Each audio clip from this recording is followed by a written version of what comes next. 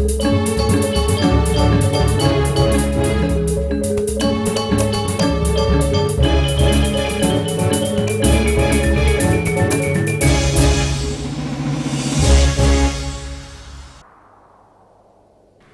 ini disponsori oleh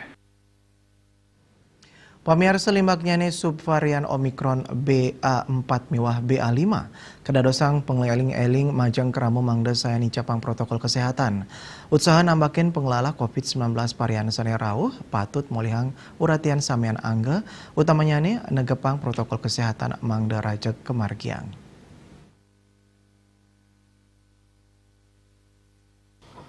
Parindikan inucap kebawasang oleh Ketua Umum Perhimpunan Dokter Paru Indonesia PDPI Agus Dwi Susanto kaketus saking kantor berita Antara. Agus Dwi Susanto mausang ranjing nyani subvarian BA4 miwah BA5 patut ketampenin becik oleh tenaga medis nyelehin saking pemargi wiadin epidemiologis tur usanan nyani majang panincapan kasus. Dr. Agus Ngwedarang yening anut saking laporan wenten subvarian BA4 miwah BA5 nabdabin panincapan kasus ring makatah panegara sani muatang digelis penampen ring panglahlah nyani. Pangruhan miwah penyobiahan majang kerama indik subvarian BA4 miwah BA5 patut katincapang malih. Penyarengan tenaga medis antuk ngicen sosialisasi turmaning pangruhan dahat kabuatang antuk nambahin penglalah nyani.